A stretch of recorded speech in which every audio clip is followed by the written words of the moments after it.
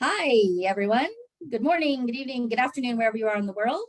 I'm Jennifer Steinke, the chairperson for TAMS, the Travel and Meeting Society, and we are having another one of our fantastic founding partners, TAMS Talk.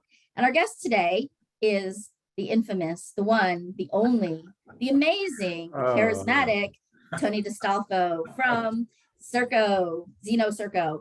So Tony, welcome. How are you today?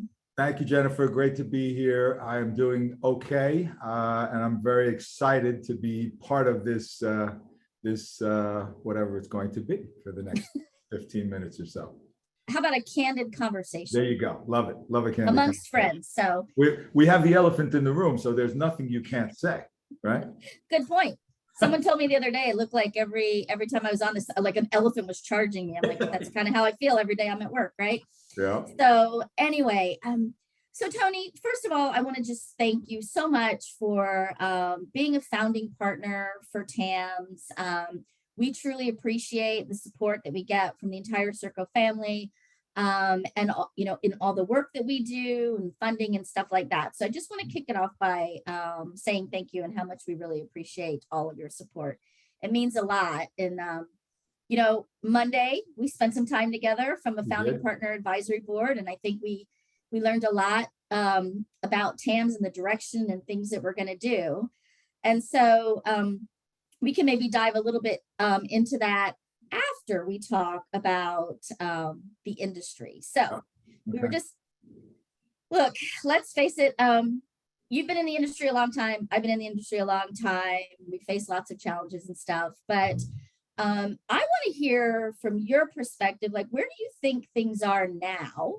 And from sort of the SERKO perspective, like, what are you guys doing in the industry to kind of move it forward, stuff like that, to kind of prepare for the future? Yeah, so I think there's, a lot of people have said the pandemic, the lockdowns, whatever it is we've gone through for the last couple of years, however you want to frame it, we've been through this before. I actually don't think we have. We've done limited shocks, right? So whether that was, the 9/11 shock where everything shut down, and then the financial crisis shock where there was a more extended impact. This one I think is fundamentally different because it's A, the duration was longer, B, the actual exposure post the pandemic would require somebody to think very differently about just being together with people, right? So that's a fundamental, now we have another outbreak. And so should I be in a crowded place? Should I get in a plane? Should I be in an airport? That's fundamentally different. The technology has been enhanced to the point where people, I think, are learning to live without personal interaction. I don't know if that's a good or bad thing. I have an opinion about that. And so you look at this confluence of things that are happening, and I think this is a very different environment. I don't think the bounce back is going to just happen. I think the bounce back is going to have to be encouraged. The bounce back is going to have to be part of a data-driven, hey, let's get some information about how good our business was when we were traveling, when we were in front of clients. What was our return on travel? So there's a number of things I think that have changed that provide opportunity for the industry. And so, but for the industry to operate, to think differently, to use data differently, and to come at this in a different way. And it's, I know the second part of the question, we're going to talk about TAMS, but that's part of why we like the idea, right? It's like there's an opportunity, I think, to think differently. And I don't know that the same old will work. Clearly, we have things that pattern recognition, and we'll jump back on planes, we'll start doing things.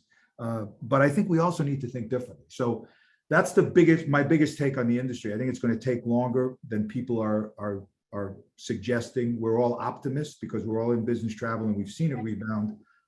I think this one we're going to have to work a little hard to do it. And that's up to all of us. Sure.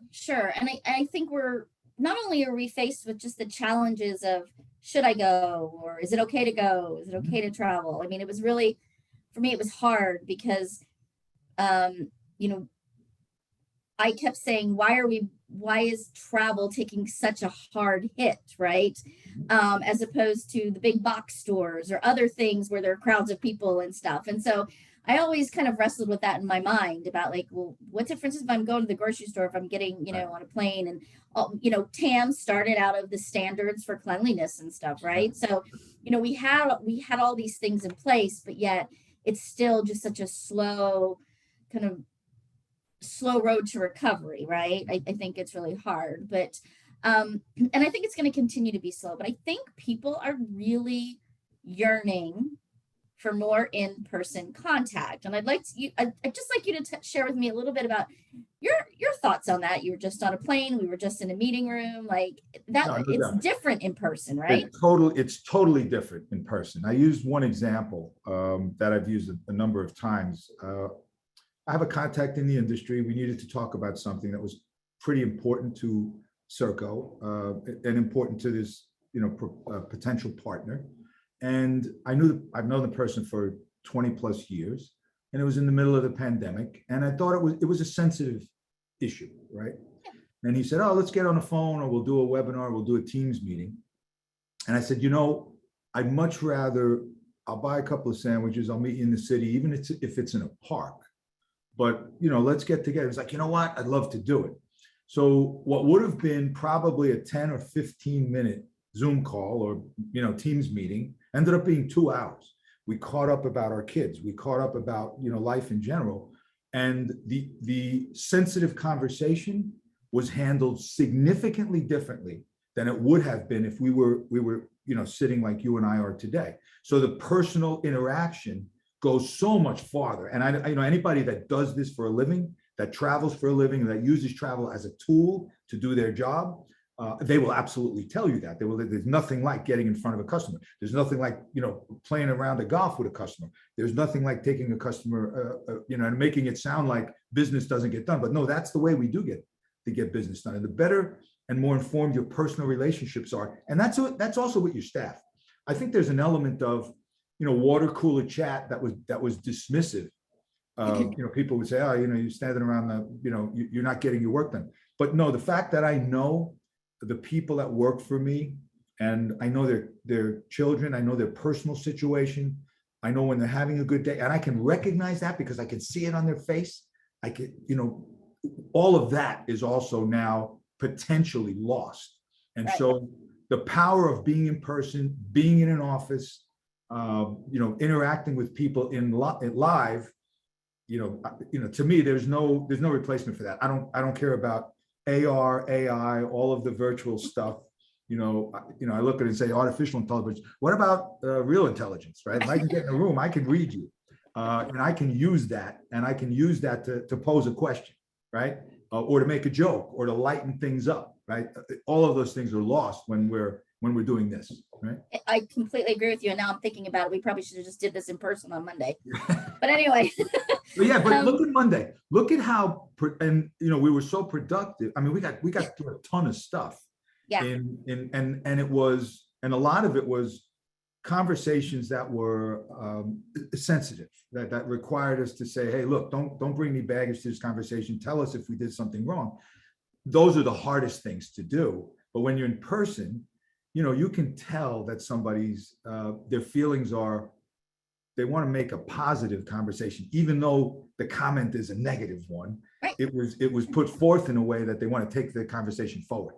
Those are the hard things to do on a phone. Those are the hard things to do on a Zoom. And I think one of the greatest losses to this whole lockdown, now everybody wants to work from home, and I get that, it's convenient, your work-life balance is better. But when you have a team of people, you lose that some of that connection to be able to understand when they are having a bad day, or if they're just sitting behind the camera, so to speak, all the time, they're going to put on their happy face and the camera closes and they go back and they're just not having that day. So you miss so much when it comes to development opportunities, I think.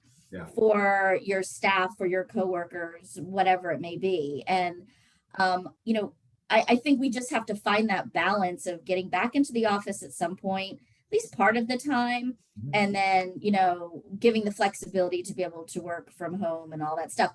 it drove, I can say the number one thing that drove me crazy during the pandemic is why is everything take so long to make a decision? If we got into a room, we'd whiteboard it, hammer it out, be done with it, and then I could get back to business. But okay, let's have a 1 hour Zoom, and then we'll have another 1 hour Zoom and a 1 hour Zoom. And I'm like, Yep, please, and countless, countless meetings and side chats, and somebody's chatting to you at Teams, and somebody's chatting to you in Slack, and somebody's chatting. It's like, all right, drives you nuts, right? Yes. So, the other challenge, besides the lacking of human interaction, I think we all really desire is the lack of humans working, right? So we are faced with a big challenge in the industry right now where did all the people go? I keep asking, like, where did they all go? Because everybody's trying to find help. I mean, just trying to go to the local Lowe's home improvement store, and there's nobody to, nobody was there to make my paint gallon. You know what I mean? Yep, no, I'm totally. And in our industry, from a hospitality perspective, it's really struggling. So I'd love to hear your thoughts on where did all the people go, Tony? Yeah, that's a great question. I'm not an economist but I do think, again, when you look at this is different. If you look and say we had the situation where people were aging out, or they were getting close to that. I'll put myself in that category, right? So if you sit there and say I'm a boomer, or and that next wave of people coming in to replace those who are getting close to the end of their careers. Well, there was a shock to the system where a lot of people said, hey, I know friends, literally my class, I started 1979 with United Airlines. A number of my friends left, because there was this activity that required them to make a decision, and they couldn't keep all the staff on. And so, there were people that left and are not coming back. And I don't think that should be surprising. Anybody who was at close to that age, and then they looked at it and says, oh, do I really want to go back? Particularly in our industry. I look at it and I'm like, do I really want to go work at the airport when the lines are long, when the return to travel is going to be presenting people with restrictions that they're not comfortable with? That I wrote a couple of op-eds about it, where the hassle factor goes way up. Lines are long, so it's like, oh, do I really want to do that? You know what? I'm going to check out. I really wasn't going to retire for another year or two, but I'm going to check out now. I also think that once you give people an opportunity to see what's out there, and there's a much more significant competitive environment, that you're going to lose some people because they're just going to go find something else to do. So I think it's a confluence of things that have brought us to this, this point in time where the great resignation that they're calling it is having a bigger impact on the service industries, because the service industries were always tougher, to be anyway, right? It was like, oh, so yeah, I think it's going to take us a time to get back. I think we all have to be patient. I think the other thing we have to do is we did a really good job. I think, I'll give kudos to TAMS for putting together the study, right? Hey, this is what we should be doing to give people comfort to get back on a plane. That part's good. Now I think we have to give them a little bit more education about what's going to be like. And, you might not get the usual treatment, right? The lines might be longer.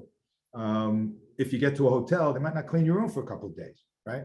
And I think we also need to bring them into a sense of reality. Like, look, I don't change the sheets on my bed every day, and I'm sure you don't either. So I'm okay with it, right? I'm okay with it. Just give me a bar of soap and a couple of fresh towels maybe. But even that, I hang the towel up when I'm home, right? So I can do that too. But that's the part I think we need to do next. Now let's start to encourage people to get back, but with eyes wide open. Might not be the greatest travel experience you're going to get, but hey, we need you out on the road to do your job, because it's part of how you do your job. It's part of how you become successful. So travel is critical, and I think we just have to keep reinforcing that as an industry, right? It's about why travel is important, why face-to-face is important, why we've historically traveled for business, how much success gets driven out of result of something that travel enabled, right? And that's where we have to kind of level set to say, okay, let's get back at this.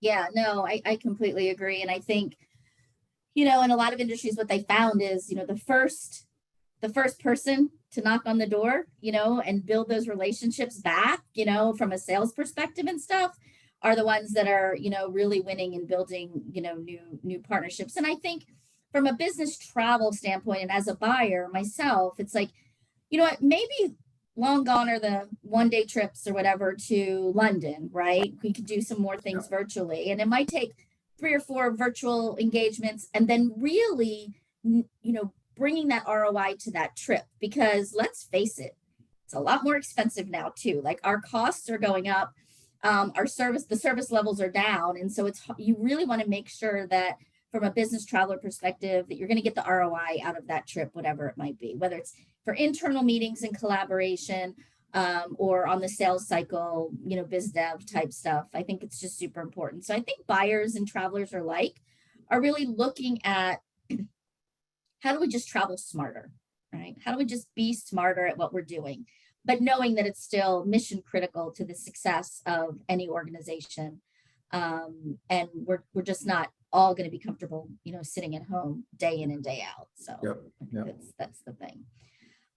So let's talk a little bit. We got a few more minutes here. Let's talk a little bit about TAMS. I think your insight on where the industry is going is great. And one of the, I hope, catalysts to make things happen in the industry can be through our associations, and specifically through TAMS, our Travel and Meeting Society. We had a really productive meeting on Monday. I'd like to kind of just pick your brain a little bit about, why did you decide to become a founding partner for TAMS? Where do you see the value? What are your insights, if you could give our TAMS audience why people would want to become involved, et cetera? So yeah, sure. So what I was initially impressed by was the level of engagement at the grassroots level, how many people jumped in, how quickly they jumped in, the fervor with which they jumped in. And then all of a sudden, boom, you got 12, a dozen committees working on stuff. And then boom, we're producing an output that I looked at and said, this is pretty cool. The other thing, I think, I worked in technology for 20 years, the concept of an open source initiative, where people who independently don't know each other, don't work for a company, but come together to build something. That's kind of how I looked at it. There was no structure, so to speak, but everybody was like, hey, I'm in. I think there's a need for some stuff. And so, so then you look at that and you say, okay, there's something there, right? And then when, you make a phone call and say, hey, we need some investment to see whether there is truly something more there. And, we, SERKO, we're kind of we're a tech company that has a DNA that's always looking for innovation and looking for creativity and looking for a better way, an alternative way. And so we clearly want to foster that more broadly in the industry. So you didn't have to twist my arm very hard, and I didn't have to twist, the VP of marketing's arm very hard, right? It's like, hey, we're going to take a shot here because, this could result in something really good. And then I think, the meeting we had on Monday gave you even more encouragement, because for those of you who are not involved, what I think you're going to see is a way to do it a little differently. Not that the status quo is broken, not that we absolutely need to change things, but I think there's an opportunity to incorporate some of the things TAMS has done and will do, and then to also maybe do it a little differently, more inclusively, more again, that open source concept where everybody can contribute to what we hope is a mutually beneficial outcome to everybody, right? So a lot of stuff in there to unpack, but I think it comes down to the grassroots enthusiasm, the level of engagement, the desire to create options for people. And so yes, we committed, and we not only commit financially, but we also commit people, right? Mike and I are very, very involved, and we'll encourage others on our team to get involved, volunteering for committees, because we think it's a good thing.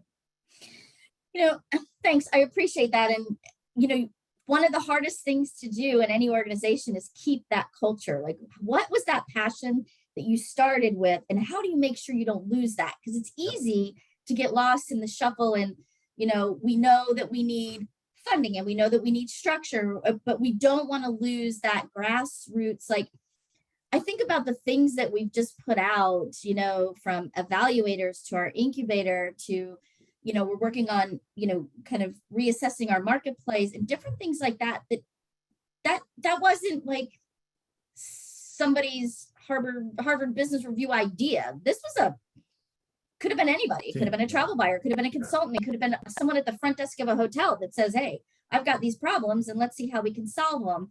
And so we really want to make sure that we keep that youthful spirit, that open-minded, where every voice matters, where we as buyers and suppliers work together, like we were doing on Monday, where we're saying, hey, you know, we want to grow TAMS, we want to be bigger and better than ever. And, you know, what does that look like? And really just coming together to do that. And I think we came out with a lot of really great ideas. And I would hope that as people, if they're not involved with TAMS now, or if you are, you know, maybe someone we've approached to become a founding partner and a supporter, that, you know, take a few minutes and just chat with anybody that's involved, and you'll see their passion and their desire to really make a difference. And there's plenty of room for everybody. And we believe that, you know, keeping that grassroots feeling is what's going to make it successful. Because totally. And you know, the other element of any non-for-profit is the fact that much of the work is done by volunteers, and you know, that has its pros and cons.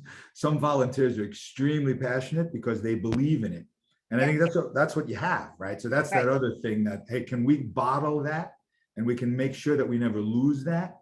And so, you know, that's the challenge for you and Michelle and for all of us that are participating. It's like, okay, we got people excited. We got to make sure they maintain that excitement, that enthusiasm, that willingness to volunteer. And then, because if they do, then we'll continue to make some throughput that the industry will benefit from. So, yeah, no, I completely agree. And I think, you know, again, everybody's welcome. So wherever you are in the industry, whatever, you know, even if you can only contribute, you know, 30 minutes a week, or, you know, a couple hours a month, or whatever it is, you know, we are literally that open platform, open membership. You know, and we've got a lot of really amazing initiatives upcoming. So I would encourage, you know, the likes of anybody in the industry to join us on our mission, because it's super exciting. All right. Well, I second that wholeheartedly. Thank you. Thank you again for your support. It's just been amazing. And your friendship over the years. I think that is more valuable to me than anything. So we're getting close to our time. So I'm going to ask you a question. On a personal note, just to end on some fun here, because we are all about fun, right? Absolutely. So I want to know, what is the biggest secret you ever kept? Oh, okay. I think I have a good one. You don't have to name names. No. I'll name names, because my older brother, he had just started a job. He graduated college. He was an accounting major, and he had just started a job with, if you can remember this, Pete Marwick, right? So in the old days, you know, accredited accounting firm, and my brother started a job, and he was, I think, 4 days into the job, and I'm walking to Northern Boulevard, so not far from the house. I'm walking up to Northern Boulevard to do something. I see the Parsons Inn, which is a little corner bar, and I see my brother sitting, and it's the middle of the day. I'm like, you know, I walk in, I'm like, what are you doing here? He goes, you can't tell Dad I quit my job. So my brother quit a job. I mean, after 4 years of being an accounting major and getting a degree, and then 4 days into his job with Pete Marwick, he decided he didn't want to be an accountant, but he didn't have the courage up yet to tell my father, who had paid for his 4 years of Iona College. So he said, you can't tell Mom or Dad. I'm like, no worry about it. Can I be there when you do? Because it's going to be one hell of a night. And he did it over dinner one night. And it was, let's put it this way. I knew exactly at that point that I didn't want my father or mother to pay for my college, because if I decided to do something differently, but it was great. But that's the biggest secret I kept. I only kept it for about a week, because he actually would wake up in the morning, put a tie and jacket on, and walk out of the house. I don't know what the hell he was doing for 8 hours, but then he would come back into the house, and I'm like, you gotta, Maybe it was all that liquid courage from the corner bar, thinking tonight's the night I'm going to tell my parents. But anyway, it turned out great. He ended up having a totally different career and was very successful, and never looked back. But it was definitely a secret I kept for a while. And my brother would have killed me if I didn't keep it. My brother would have killed me anyway, because he's bigger and older than me. Exactly. That's fun. That's fun. Well, Tony, this has been an amazing little coffee chat. It's been fun. Always great to catch up with you and hear your insight into the industry and how passionate you two are about TAMS and all the work that we're doing. And so again, thank you so much. Thanks to everyone that joined us today. This will be recorded. We'll post it out there into the web on our YouTube channel, as well as sharing it in our social media. So for anyone that missed it today, we will catch you on the other side. Thanks, Tony. Thanks to SERKO. Thanks for all you do for the industry, and try and stay out of trouble. Thanks for having me, Jen. And I can't commit to that. You know that. Me neither. All right. I'll see you on the trouble side. Be good, my friend. Take care. Right. Bye.